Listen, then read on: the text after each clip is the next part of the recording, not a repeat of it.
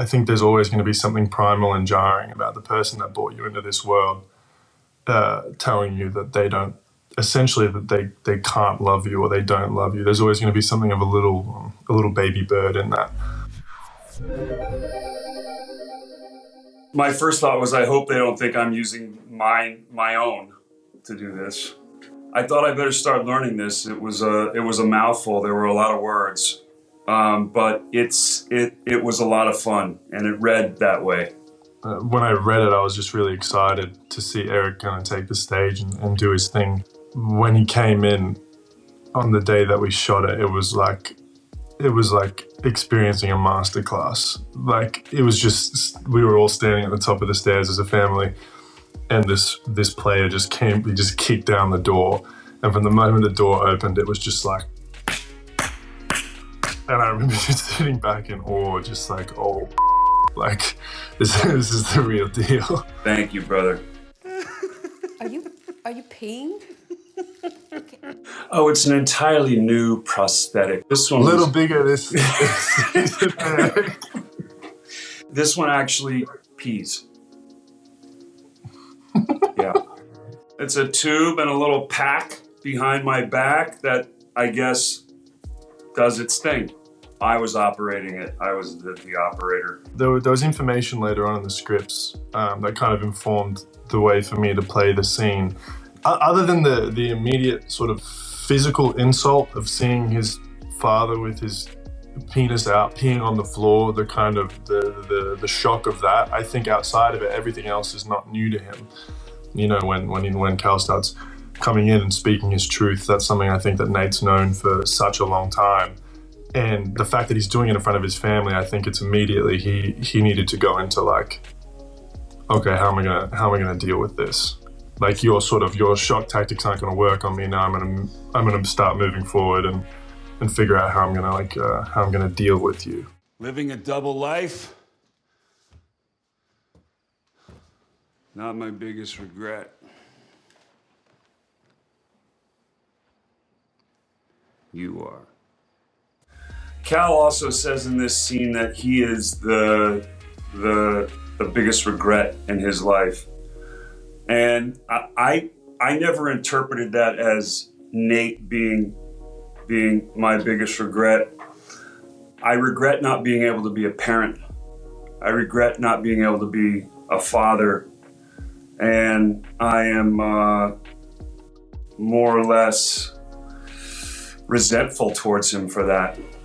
I think all children that have some kind of trauma try to find this space where they're moving on from it, and I'm indifferent to it. I'm a man, I'm living my own life. But when I was working on the script, I think there's always going to be something primal and jarring about the person that brought you into this world, telling you that they don't, essentially that they can't love you or they don't love you. There's always going to be something of a little baby bird in that, you know. And I think for me it was, regardless of what his sort of steely expression is, I think there's a great deal of hurt in that. Having someone who's supposed to be there for you to pick you up, telling you that, you know, I can't love you. I think that's always going to be a little bit heartbreaking, you know.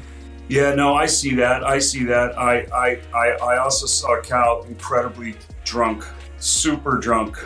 We shot that all day. It was long. Yeah. And each take was better and better and better and better. It never lapsed. It truly never lapsed. It was insane. It was absolutely insane. Thank you, brother. It was super fun to shoot. Super fun. I have a problem. But the reason I have a problem is this family. That's why. I'm not allowed to form an emotional connection. And I'm an emotional guy. I think it was a sort of a callus that was created over time between the dynamic between he and Marcia, and the causes and conditions under which he was living his life. I think there's definitely, especially in the first season, there was like a fear of sort of following the footsteps of the father and, you know, being like the prodigal son.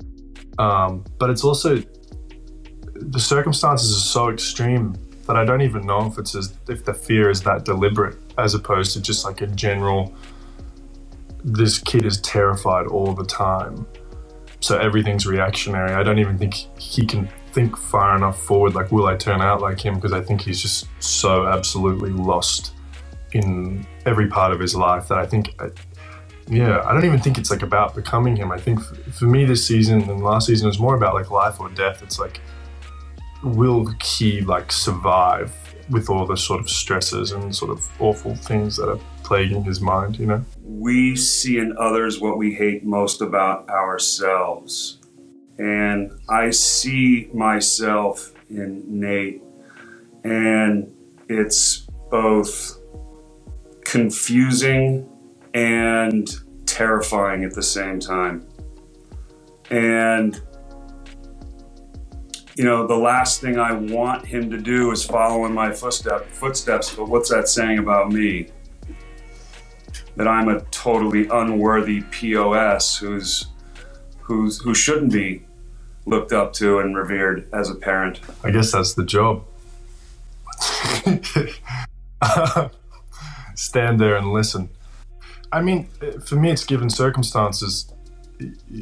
I have my father standing in front of me, peeing on the floor in front of, you know, my brother and the woman that raised me, and then the man that raised me is doing this, telling me that he hates me, that he hates this family. You know, I think all you have to do, and especially when a performer like Eric comes in and gives you that, just to stand there and see it happening in front of you, I think is enough information to be able to be like, you know, what to be able to play off of. Because it's all there. I think that's the thing with Sam's scripts. It's all there. It's always there. Everything you need is right there on the paper in front of you. It's very easy, I think, as a viewer to judge sort of what you're seeing on television, but every single character is based off a human being who was born and was given a set of circumstances in the way that they were raised and has lived a whole life. And that kind of goes for like anyone on this earth, even the most heinous of people. There's a story there and there's a human element to it. And I just think like movies and TV are selective with what you see. You get this glory reel of a person's life. And I think we're lucky in this show because it's gone on 2 seasons now, and now you kind of get to see why these sort of, you know, quote unquote terrible people are the way they are. And it doesn't excuse their behavior, but it gives you insight and context to maybe empathize and understand. It doesn't excuse all his behaviors, but I think it opens the door for maybe a little compassion, a little empathy, maybe some more understanding. So, this is farewell. I happen to know that it's not the end. Glad you said it. I rented a house down the street. Baby, the boys are just getting started. Right. Just being able to become dear friends with Eric. That's been, Same. honestly, like, no bull. It's just been the greatest part of it is because we spend quite a bit of time on set together, and just being able to shoot the breeze with him about the craft and about, you know, life and the city and then that in turn, I guess, I think helps the scenes, you know, and then the scenes are a joy to play. And it's funny because they're quite intense scenes a lot of the time, but he's one of my best friends in the whole world. And I used to be somebody that was like, you know, my life needs to mimic the character that I'm playing or the role that I'm playing. And I've found sort of through my relationship with Eric that it's actually easier to go to those places in those scenes, being so close with him. You know, I love that. I share those sentiments, you know, and to echo some of the things that Jacob said, there's a lot of intense moments, you know, and he and I provide each other with many moments of levity outside of action and cut, and a closeness that, you know, I don't really find on every set that I'm on.